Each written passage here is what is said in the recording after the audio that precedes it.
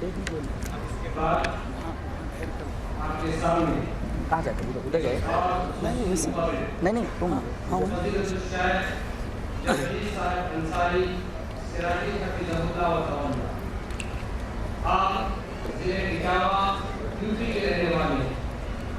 آپ کی تعلیم جامعہ سرکیہ بنارس اور جامعہ سراج العلوم جھنڈا نگر نیپال میں ہوئی، اور آپ کے خدمات اس ملک کے اندر ہو رہے ہیں، اور آپ اس وقت ضلع اٹاوہ یوپی کے اندر جمعیت کی جانب سے دینی خدمت انجام دے رہے ہیں۔ جمعیت علماء الحدیث کی دعوت پر آپ یہاں تشریف لائے ہیں۔ ویسے بہت سے افراد آپ کے خطاب کو سننے کے لیے بے چین ہیں اور بہت ہی پریشان ہیں۔ میں آپ تمام سے گزارش کرتا ہوں کہ جن کو کرسیاں جگہ نہیں ملی ہے برائے مہربانی اوپر تشریف لائیں تاکہ ان کا خطاب بھی لمبا ہوگا، اور عنوان ہے معجزات قرآن اور کتب ادیان کا تفاصیلی جائزہ۔ آپ ان کے عنوان سے یقیناً مستفید ہوں گے۔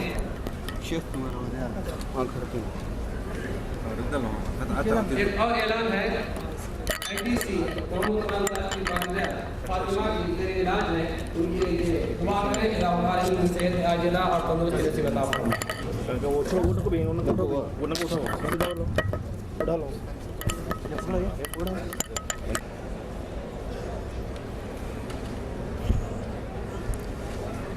السلام علیکم ورحمۃ اللہ وبرکاتہ۔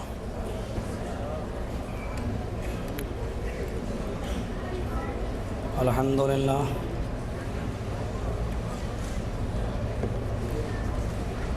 الحمد للہ نحمده ونستعینه ونستغفره ونؤمن به ونتوکل علیہ ونعوذ باللہ من شرور انفسنا ومن سیئات اعمالنا من يهده الله فلا مضل له ومن يضلله فلا هادي له وأشهد أن لا إله إلا الله وحده لا شريك له وأشهد أن محمدًا عبده ورسوله أما بعد فإن خير الحديث كتاب الله وخير الهدي هدي محمد صلى الله عليه وسلم وشر الأمور محدثاتها وكل محدثة بدعة وكل بدعة ضلالة وكل ضلالة في النار۔ أعوذ بالله من الشيطان الرجيم، بسم الله الرحمن الرحيم۔ لو أنزلنا هذا القرآن على جبل لرأيته خاشعا متصدعا من خشية الله وتلك الأمثال نضربها للناس لعلهم يتفكرون۔ رب اشرح لي صدري ويسر لي أمري واحلل عقدة من لساني يفقهوا قولي رب زدني علما اللهم رب زدني علما آمین۔ صدر اجلاس، معزز علماء کرام، محترم سامعین، اسلامی خواتین، میری پیاری ماں اور بہنوں،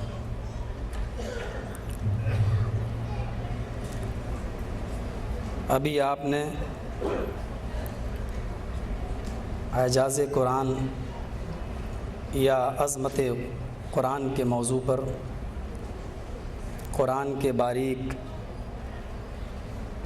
نکات آپ کے سامنے پیش کیے گئے اور آپ نے ان کا جائزہ لیا۔ فضیلت الشیخ جلال الدین قاسمی صاحب نے معجزات قرآن پر بہت ہی وسیع اور بصیرت افروز تقریر پیش کی۔ قرآن کی آیتیں اور اس کا خلاصہ اور اس کی تفسیر جب پیش ہو رہی تھی تو ایسا لگ رہا تھا جیسے کوئی مفسر آپ کے سامنے قرآن کی صحیح تفسیر پیش کر رہا ہے۔ یہ کہا جا سکتا ہے کہ موجودہ دور میں علم کے مقابلے میں اگرچہ میں اس کو اپنی طرف سے کہہ سکتا ہوں کہ موجودہ دور میں وقت کا ابن تیمیہ آپ سمجھ سکتے ہیں، کیونکہ ابن تیمیہ بھی قرآن کی آیتوں کے اسی طریقے کے نقطے نکالا کرتے ہیں اور لوگوں کو عظمت قرآن ان کے دلوں پر انہوں نے بٹھایا ہے۔ لوگ ان کی تفسیر دیکھ سکتے ہیں۔ میرا موضوع آپ نے دیکھا ہوگا اشتہار میں اور ابھی پیش کیا گیا، معجزات قرآن کتب ادیان کا تقابلی جائزہ۔ قرآن کے کیا معجزات ہیں اور دوسرے مذہبی کتابوں میں قرآن کا اسلوب یا قرآن کا بیان کس طریقے سے آیا ہے۔ حالانکہ میں یہ بات اپنی طرف سے کہہ دینا چاہتا ہوں کہ قرآن کا اور کتب ادیان کا تقابلی جائزہ ویسے ہی غلط ہے یہ چیز، کیونکہ قرآن کا تقابل کسی اور کتاب سے نہیں کیا جا سکتا۔ قرآن ایک ایسی کتاب ہے کہ جس کا ہم مقابلہ دوسری کتابوں سے کریں، ہاں اتنا ہم کہہ سکتے ہیں کہ ادیان باطلہ کے اندر یا دوسرے مذاہب کے اندر بھی باوجود اس کے کہ وہ باطل ہے، باوجود اس کے کہ وہ غلط ہے، اور تورات اور زبور اور انجیل جو اس آسمانی کتابیں ہیں، لیکن اس کے باوجود قرآن نے یہ کہا کہ کجروؤں نے اس کے اندر کجروی ملا دی ہے، اوریجنلٹی ختم ہو گئی ہے، لیکن اس کے باوجود بھی قرآن کی عظمت اور قرآن کی آخری کتاب ہونے کا ثبوت آج اس میں بھی موجود ہے۔ اس حال میں یہ پہلا پروگرام ہے اور حالوں میں پروگرام شاید میں نے کبھی کیے ہوں، مجھے یاد نہیں، یہ میرا پہلا موقع ہے۔ اس سے پہلے بھی میں بنگلور میں ایک بار آیا تھا، آج سے 4 5 6 سال پہلے، مجھے یہ بھی صحیح سے یاد نہیں کہ 5 سالیں ہوئیں یا 6 سالیں۔ اس موقع پر ایک چھوٹا سا پروگرام جہاں ہماری مسجد اہل حدیث انصار السنہ ہے، اسی کے بغل میں ایک پروگرام ہوا تھا قیامت اور سائنس کے موضوع پر، مجھے اتنا یاد ہے۔ اس کے بعد یہ میرا دوسرا اتفاق ہے۔ شیخ احمد اللہ قریشی صاحب کی نسبت جب ہم پر فون سے کسی نے کی کہ وہ پروگرام رکھ رہے ہیں، اور مولانا عبد المتین صاحب نے غالباً انہوں نے فون کیا اور یہ پروگرام لیا، تو میں نے اپنی یہ خوش قسمتی سمجھی کہ بنگلور میں جو جمعیت علماء قائم ہوئی ہے اس کے تھرو جو پروگرام ہو رہا ہے اس میں شریک ہونا چاہیے۔ تو بنگلور میں آنے کا یہ میرا دوسرا اتفاق ہے اور موضوع بھی تقابلانہ ہے۔ میں آپ کو یہ بتاؤں کہ قرآن ایک ایسی کتاب ہے کہ جس کے اندر ہر چیز کا جواب پیش ہے۔ آپ اگر وہ چیز دوسری مذہبی کتابوں کے اندر اگر آپ دیکھنا چاہیں تو وہ خاموش ہے۔ مثلا آپ رگ وید، یجروید، اتھروید، سام وید جو ہندو مذہب کی ٹیکسٹ بک کہلاتی ہیں، ٹیکسٹ بکس، یعنی ان کو وہ آکاشی گرنتھ یا آسمانی کتابیں وہ کہتے ہیں۔ یہ رامائن اور گیتا کو آسمانی کتاب نہیں مانتے ہیں، یہ تو شری کرشن کے تصوف صوفیت پر، جیسے صوفیوں نے جیسے یہاں کچھ کتابیں لکھی ویسے ہی ان کے غلو کرنے والوں نے گیتا لکھ دی، رام کی تعریف کرنے والوں نے رامائن لکھ دی، اور رامائن میں بھی زبردست متبھید ہوا کہ آیا کون سی رامائن صحیح ہے، والمیکی جی نے جو رامائن لکھی تھی اس کو صحیح مانا جائے یا تلسی داس جی نے جو رامائن لکھی تھی اس کو صحیح مانا جائے۔ والمیکی جی کی رامائن میں اور تلسی داس جی کی رامائن میں زمین و آسمان کا فرق ہمیں دیکھنے کو ملتا ہے۔ اسی طریقے سے جو گیتا پریس گورکھپور سے چھپی ہے اس کے اندر کوئی اور چیز ہمیں ملتی ہے، اور وہی چیز گیتا شریمد بھاگوت گیتا بامبے سے چھپی ہے اس میں دوسری چیز نظر آتی ہے۔ یعنی اتنی قریب ابھی ایک ہی ملک اور ایک ہی دیش سے ابھی ہم پار نہیں ہوئے، صرف اسٹیٹ پار کیا ہے ہم نے۔ وہ یو پی کی گیتا پریس گورکھپور مشہور ہے، گورکھپور کی، اور یہ مہاراشٹر بامبے سے چھپی ہے گیتا۔ صرف اسٹیٹ چینج ہوا یو پی مہاراشٹر، ملک دیش چینج نہیں ہوا، لیکن اتنی سی دوری کے اندر شریمد بھاگوت گیتا جو آج گیتا پریس گورکھپور کی چھپی ہے، میرے پاس وہ موجود ہے، گیتا پریس گورکھپور کی بھی گیتا میں رکھتا ہوں اور بامبے والی بھی گیتا، دونوں میں زمین و آسمان کا فرق ہمیں نظر آتا ہے۔ اسی طریقے سے یہ بائبل پر اگر آپ نظر ڈالیں تو جو امریکہ سے جو چھپ کر آ رہی ہیں بائبل، اور یہاں جو امریکن کمپنیاں بائبل کو چھاپ رہی ہیں اس میں کچھ اور برٹن کمپنی نے جو بائبل لکھی ہے چھاپی ہے اس میں کچھ اور۔ جیسے میں آپ کو امریکہ کی ایک بائبل کے حوالے سے بتاؤں، وہ number 5 per I will pray the Father, he shall give the another comforter. After that I will not talk much with you because the prince of this world cometh. His name will be Muhammad. محمد صلی اللہ علیہ وسلم۔ American Bible اول number 5 پر آج بھی یہ جملہ موجود ہے، لیکن آپ اس میں دیکھیں گے I will pray the Father. عیسیٰ مسیح یشوع کیا کہہ رہے ہیں؟ I will pray the Father. میں اپنے باپ سے یہ پرارتھنا کروں گا، میں اپنے پتا سے، اپنے فادر سے یہ دعا کروں گا۔ باپ کہا ہے میں اپنے باپ سے دعا کروں گا۔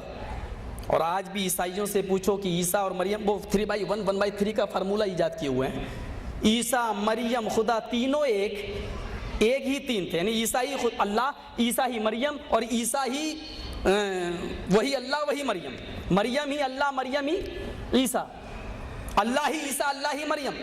اور اس کا عیسائیوں میں جو دوسرا فرقہ ہے وہ یہ کہتا ہے کہ نہیں،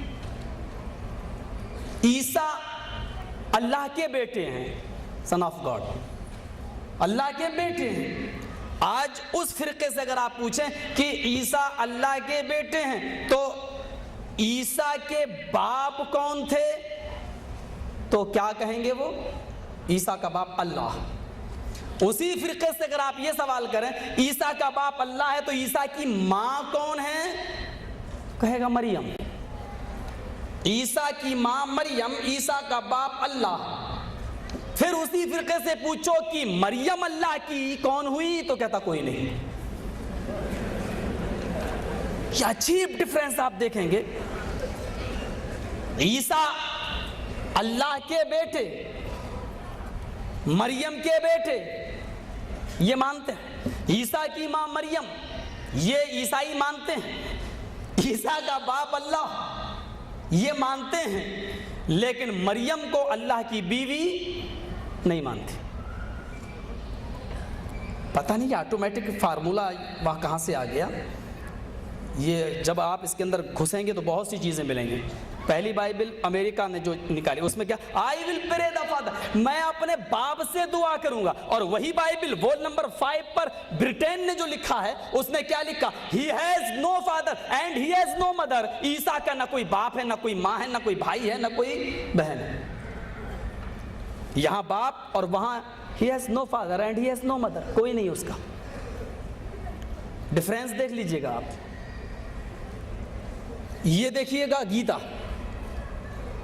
والمیکی رامائن اور رام چرت مانس، یہ ذرا اٹھائیے، ادھیائے نمبر 27 والمیکی رامائن اور تلسی داس والی رام چرت مانس گھر گھر مل جائے گی، ادھیائے نمبر 14۔ صبح جب اٹھو تو ہائے فرما بردار پتر، ہائے فرما بردار بیٹے، سب سے پہلے تم اپنے ماں کے پیر چھو، پھر اپنے باپ کے پیر چھو، یہ تمہارے بھگوان سمان ہے۔ بھگوان ہے نہیں کہا، یہ تو سمان۔ وید پرکاش اپادھیائے نے چھوٹی سی ڈکشنری لکھی، انہوں نے کہا کہ بھگوان کوئی شبد ہے ہی نہیں۔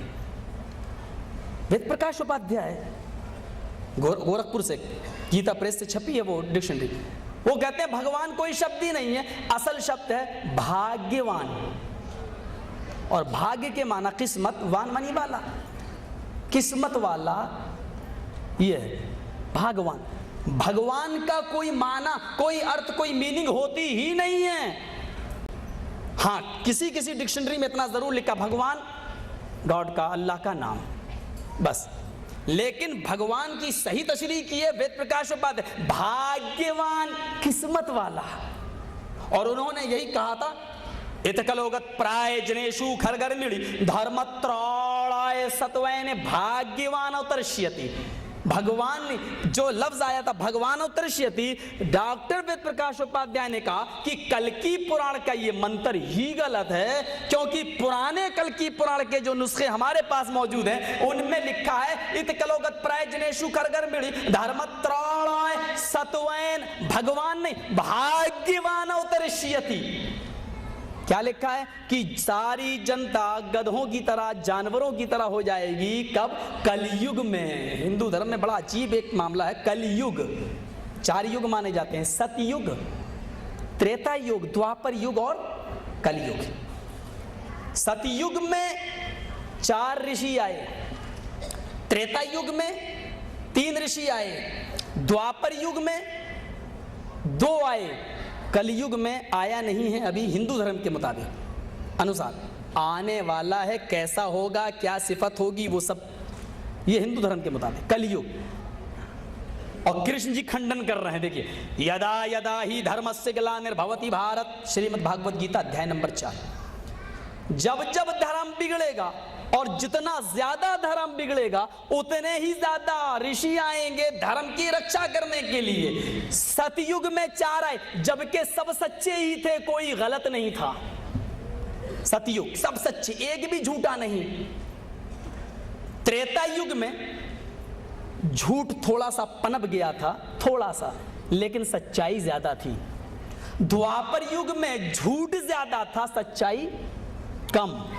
اور کل یگ میں سچائی ختم ہو جائے گی، سب سیاہ کارنامے، کالے کارنامے ہوں گے۔ ستیگ میں جب سب سچے تھے تو 4 آئے۔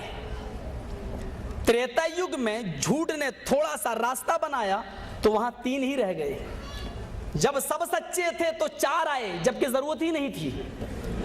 اور تریتا یگ میں جب جھوٹ نے تھوڑا سا سراغ، تھوڑا سا راستہ بنایا تو وہاں 5-6 آنا چاہیے، تو وہاں 3 ہی رہ گئے۔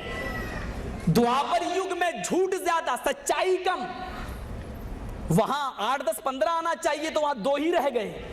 اور کل یگ جو گھور اندھکار کا زمانہ چل رہا ہے، اس میں ابھی تک پیدا ہی نہیں ہوا۔ یہ ہے فلسفی۔ آپ دیکھیے، میں معجزہ اوپر آ رہا ہوں، قرآن کا ذرا غور کیجئے گا۔ کرشن جی نے کیا کہا کہ جب دھرم بگڑتا ہے تب رشی منی آتے ہیں، اور محمد صاحب کے بارے میں کہہ دیا وہ بہت پہلے آ چکے ہیں۔ اشوما شگما روحا دیو دت جگت پتی، ان کی سواری گھوڑا ہوگی، گھوڑے پر بیٹھیں گے۔ شگما روحا، وہ بجلی سے بھی زیادہ تیز رفتار سے چلے گا۔ براق، برق کے معنی بھی بجلی کے ہوتے ہیں، براق اسی لیے اس کو کہا جاتا ہے کیونکہ وہ بجلی سے بھی زیادہ تیز رفتار سے لے کے چلا تھا۔ اللہ کے نبی خود فرماتے ہیں کہ جہاں تک میری پہلی نظر تھی وہاں تک اس کا پہلا قدم پہنچتا تھا، تاحد نگاہ۔ تو براق اور اشوبا شگمار ہوا، بجلی سے بھی زیادہ تیز رفتار۔ پتہ چلتا ہے کہ بجلی کا لفظ کہاں سے آیا ہے، رگ وید کے اندر، جبکہ یہ بہت پرانی کتاب ہیں، اور بجلی کا یہ لفظ بتا رہا ہے کہ یہ ویدوں میں بعد میں ایجاد ہوئی تھی، شاید بجلی کا دور اس وقت موجود تھا۔ کھنڈن دے۔ اب آپ کہہ سکتے ہیں کہ براق، اللہ کے نبی نے جو کہا ہے وہاں پر بھی تو بجلی نہیں تھی، آسمانی بجلی کو کہا گیا کیونکہ اس کی رفتار مورس بوکائے نے اپنی کتاب میں لکھا آسمانی جو بجلی ہوتی ہے اس کی رفتار ایک سیکنڈ کے اندر 1,86,000 میل ایک سیکنڈ کے اندر ہوتی ہے، 1,86,000 میل، اور براق اسی رفتار سے چل رہا تھا، اس سے بھی زیادہ تیز رفتار سے چلا، کیونکہ بجلی سے بھی زیادہ تیز رفتار براق، بہت زیادہ تیز رفتاری سے لے جانے والا وہ سواری۔ شگمارو دیو دتے، وہ دیودوت دیں گے، پرشورام دیں گے۔ اللہ کے نبی کو جبرائیل امین نے وہ گھوڑا وہ براق دیا تھا۔ جگت پتی کس کو دیں گے؟ جو پوری دنیا کے رچھک ہوگا، رحمت للعالمین، ساری دنیا کے لیے رحمت اور کرپالو بن کر آنے والا۔ پھر کیا کہا؟ آسی نسادت منم شڈیشور گڑم گیتا، وہ تلواروں سے جنگ لڑنے والا ہوگا۔ اس نے یہ کلیئر کر دیا کہ محمد صاحب آج کے B-52 والے زمانے میں نہیں آئیں گے، بلکہ تیر و تلواروں والے زمانے میں آئیں گے، اور وہ آج سے 1400 سال پہلے گزر چکا ہے۔ اب آئیے ذرا رامائن، تلسی داس جی کیا کہتے ہیں؟ پیر چھوؤ۔ اور والمیکی جی نے 27ویں ادھیائے میں کیا کہا؟ جب رام چندر جی کی پتنی سیتا کو پکڑ کے لایا گیا، جب راوڑ کے چنگل سے ان کو چھڑایا گیا، تو وہ وہاں سے آئیں تو سوچا رام چندر جی کے پیر چھو لوں، آشیرواد لے لوں۔ جب جھکی والمیکی رامائن، کاندھا پکڑ کے اٹھا لیا، کہا رام رامائے نما، رام رامائے ستیم استی، ہے سیتا میں کون ہوتا ہوں میرے سامنے پیر چھو رہی ہو؟ رام رامائے نما، رام رامائے ستیم استی، ہائے سیتا میں تیرا رام ہوں اور تیرے رام کا رام ہے اوپر والا۔ بڑی اچھی توحید ہے کشور بات۔ دیکھیں رام رامائے، اور یہاں اگر کوئی سنسکرت جاننے والا ہو تو ذرا غور کرے، یہاں رام کے ساتھ آئے جو آ رہا ہے، یہ ترتیہ وبھکتی یوز ہوئی ہے سنسکرت کے اندر، جس کا معنی ہوتا ہے کا کے کو لیے، کا لیے کے لیے کو لیے۔ رام رام کے لیے نہیں، رام رام رام کے لیے سر جھکا، یعنی میرے لیے نہیں، میرے رام، تیرے رام کا بھی ایک رام ہے اوپر والا۔ رام رامائے نما، ہائے سیتا اپنے رام کے پیر مت چھو، بلکہ اس رام کا کے سامنے سر جھکا جو تیرے رام کا بھی رام ہے اوپر والا۔ نما نمسکار، نمستے نہیں کہنا چاہیے، سنسکرت کے آدھار پر نمستے کہنا حرام ہے، شرک ہے، کیونکہ نمستے کا ارتھ ہوتا ہے میں نے آپ کے سامنے اپنا سر جھکا دیا، نم سر، اور اسی سے شاید نماز بھی ہے، سنسکرت کا یہ جملہ بھی نم پلس از دو لفظوں سے مل کر بنا ہے۔ نم کے معنی سر جھکانا اور از معنی ایشور اللہ، نم پلس از، نماز نماز، اللہ کے سامنے سر جھکانا۔ اگر ہم اس کو سنسکرت کے اندر لے لیتے ہیں تو یہ نماز بھی سنسکرت کا شبد ہے، لفظ ہے، جس کے معنی ہوا اللہ کے سامنے سر کو جھکانا۔ تو والمیکی رامائن میں اور آپ تلسی داس جی کی رامائن میں فرق دیکھ رہے ہیں، لیکن قرآن کے اندر کوئی فرق آپ کو نظر نہیں آئے گا۔ گیتا پریس گورکھپور سے جو کتاب چھپی ہے، اور گیتا اور بمبئی کی گیتا دونوں فرق بدل گئیں، دونوں میں زمین و آسمان کا انتر۔ لیکن اگر آپ قرآن اٹھا لیں، ہندوستان کا لے لیں، سعودی عرب کا لے لیں، بلکہ اسلامی ممالک کے دشمن امریکہ کے اندر بھی اگر کوئی قرآن موجود ہے تو آپ اس کو بھی لے لیں، برٹن کا قرآن اٹھا لیں، آپ کویت کا لے لیں، عراق کا لے لیں، شام کا لے لیں، دنیا کے جس خطے کے اندر اگر مسلمان رہتا ہے اور وہاں قرآن پڑھا جا رہا ہے تو آپ وہاں کے قرآن کو لے لیجئے اور آپ کھول کر پڑھ کر دیکھیں تو ہو بہو سیم ٹو سیم آپ کو وہی چیز ملے گی جو انڈیا کے قرآن میں ہے، جو سعودی عرب کے قرآن کے اندر ہے۔ اسی لیے شیخ نے کہا تھا اِنَّا نَحْنُ نَزَّلْنَا الذِّكْرَ وَإِنَّا لَهُ لَحَافِظُونَ، ہم ہی نے اس قرآن کریم کو نازل کیا اور ہم ہی اس قرآن کریم کی حفاظت فرمائیں گی، نازل کرنے والے بھی ہم، حفاظت کرنے والے بھی ہم۔ وہ کہہ رہے ہیں کہنے تو آیات جہاد نکالو، جو شور کر رہے ہیں کرنے دو، قرآن کے اندر سے اتنی آسانی سے آیات جہاد نکل جائیں گی۔ سب سے پہلے تو تم سمجھو جہاد کو اس معنی میں آپ لے کیوں رہے ہو کہ تلوار اٹھانا سکھایا جاتا ہے اور یہ کرنا سکھایا جاتا ہے۔ میں آپ کو ایک دہشت گردی کی جو تعریف ہے وہ میں آپ کو بتا رہا ہوں، اسلام کا دہشت گردی سے کوئی تعلق نہیں ہے۔ میں آپ کو یہاں پر یہ بھی اگر پترکار موجود ہیں تو وہ نوٹ کریں اور اس بات کو نکالیں، اسلام نے دہشت گردی کو کچلا ہے اور ایسے کچلا ہے کہ دنیا کے اندر اس کی کوئی نظیر نہیں مل سکتی ہے۔ جہاد صرف تلوار اٹھانے کا ہی نام نہیں ہے، جہاد اس چیز کو کہتے ہیں کوئی بھی بگڑی ہوئی چیز چیز کو اگر آپ اس راہ راست پہ لائیں تو یہ جہاد ہے. جہاد یا جہاد کے معنی عربی میں ہوتے ہیں کوشش کرنا. اگر آپ کی اولاد بگڑی ہے اور اس کو راہ راست پہ آپ لا رہے ہیں تو یہ بھی جہاد ہے. آپ کی بیوی بدچلن ہے, اگر آپ بھی اس کو راہ راست پہ لا رہے ہیں تو یہ آپ کے لیے جہاد ہے. جہاد کہتے ہیں کسی بھی مشکل چیز کو آسان اگر کیا جائے اور اس میں تن و من اور لگن کے ساتھ محنت کی جائے, اس کو جہاد کہتے ہیں. ہاں اگر اسلام پر کوئی حملہ بولے, اللہ کے کلمے کو کوئی اگر ذلیل کرے, محمد رسول اللہ کی شان میں اگر کوئی گستاخی کرے تو اس کی حفاظت کے لیے بھی لڑنا یہ بھی جہاد ہے. تو میں یہ کہہ رہا تھا قرآن کا نازل کرنے والا اللہ اور قرآن کی حفاظت کرنے والا بھی اللہ. اور ایک ملک تھا, نام ذہن سے نکل گیا, بادشاہ نے قرآن پر پابندی لگا دی, بلکہ جتنے قرآن کے نسخے تھے جلا کے سمندر میں بہا دیا. سب نسخے بہہ گئے. رات میں نکلتا ہے لگ بھگ 2:30-3 بجے, کیا دیکھتا ہے ایک جھونپڑی سے آواز آ رہی ہے, الف لام میم ذالک الکتاب لا ریب فیہ ھدی للمتقین.